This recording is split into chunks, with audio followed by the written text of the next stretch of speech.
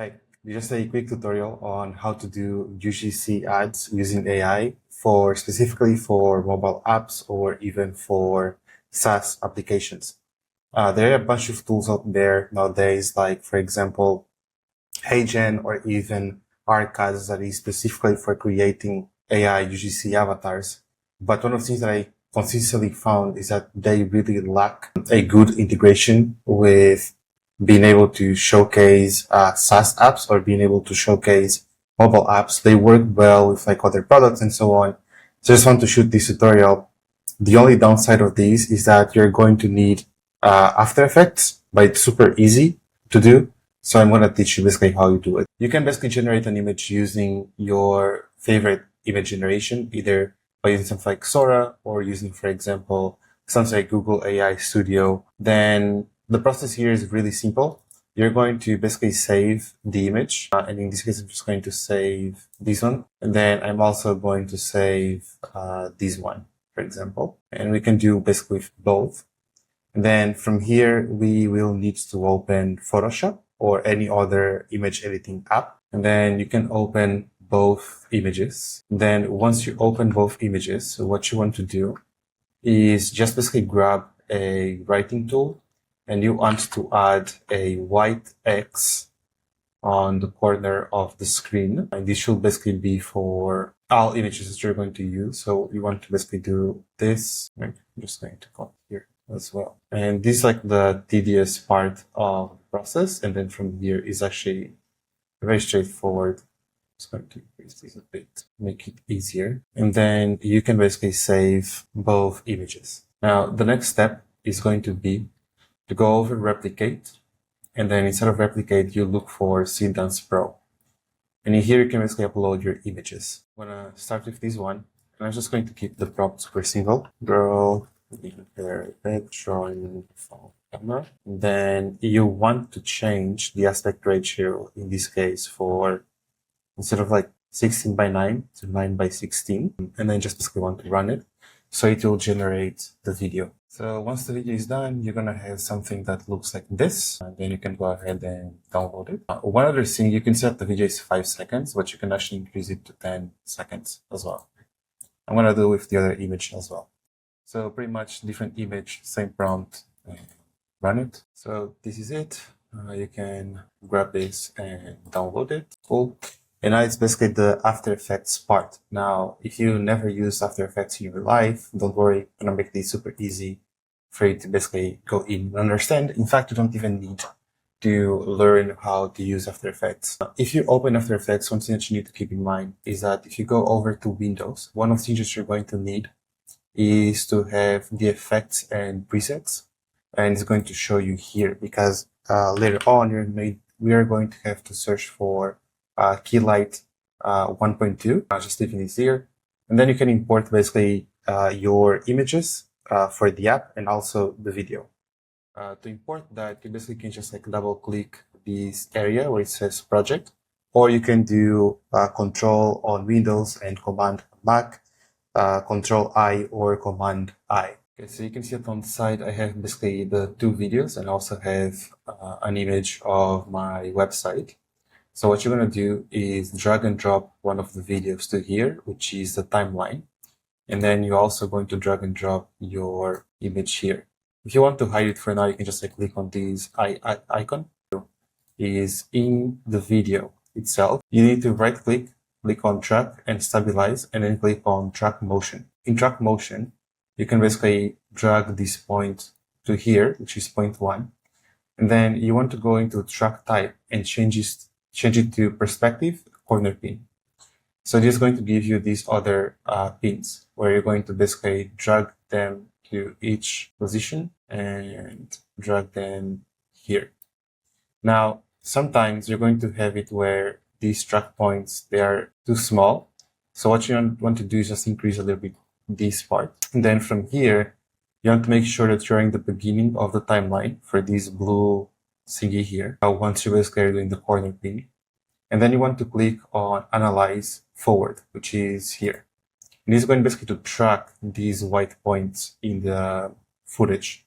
Then you want to click on Edit Target and change to Layer clean shot, which is your image. So if I open, you're going to see we have like the video, which is basically where we're editing now.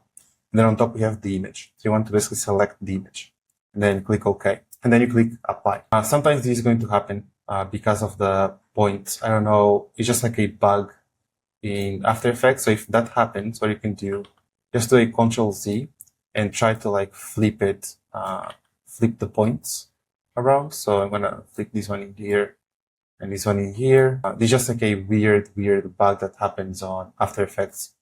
And then you basically track it again. And sometimes just like a trial and error at the target. So once you go in and you apply, this is basically what you should see, which is the image being tracked on the phone with the correct perspective as well. Now, from here, what you need to do is basically a couple of things. Is like move this image down, and then you want to go over to effects and presets. So we move the image down this layer, right? Just like drag and drop it down. Then you want to go the effects and presets and search for Keylight and apply on top of the video. Now from Keylight, what you want to do is click where it says green screen color or screen color, sorry, and select the green screen. And then you want to change this to screen matte like this. And then what you want to do is open the screen matte option. And then in the white, you want basically to adjust the white until there is no more, like, there's like no more out of these like black, like you want to adjust the white until everything is white. So like this. And then you kind of want to adjust the black a little bit as well. So this. And then the other one, the last one is the screen spot white. You want to basically adjust this until there is no more of the white excess like this. So once this is done, you can basically go back to the final result. And then you can just basically open the image in these like little thing in here. And then you can go into transform and you can just basically scale like this. You can also add a bit of rotation if needed. And then you can continue to scale. That's, if you see, you can basically spend more time adjusting it, but if you see, basically the image stays there.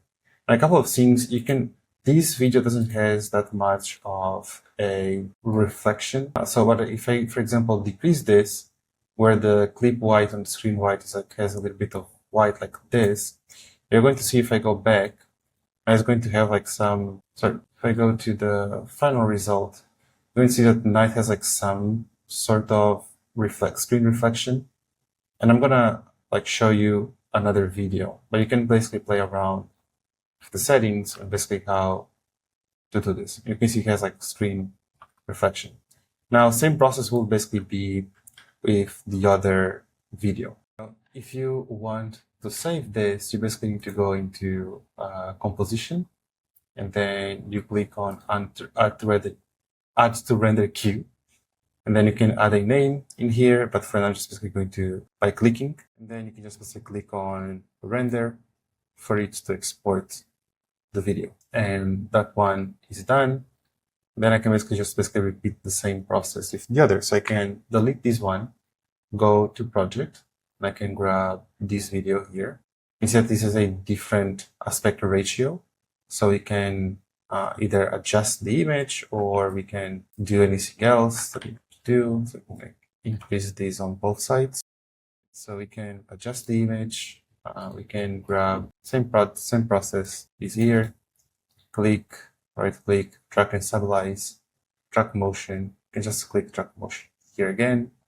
Then select perspective corner, zoom in the pins, the third pin, just increase this a bit, second, increase it, then the fourth pin, increase it. Then you basically, sorry, this wasn't in the beginning, but it didn't change that much. Then you can just like analyze the footage. Once you analyze the footage, click on edit target, clean shot X, apply, this applies, then just basically repeat the same process. That is, move this down, a Keylight, then select this, change this to screen matte, going to screen matte, adjust this. You can also adjust the clip black, this, and then adjust the screen white, this spot, and you can like play around with the other options, but this is good enough. Then go to final result. Then again, just adjust the image to better suit everything. Then you can kind of rotate a bit if needed. This. Then for these, I actually want to increase these here a bit. You just basically play this, pull a bit of screen softness, and you can see that now this is tracking the image. Like the thing is, like, you can just like play around with these settings. Most of the issue that we're going to find is going to be like these very small edges. But these are things that once you're seeing that on the phone is not going to show that well.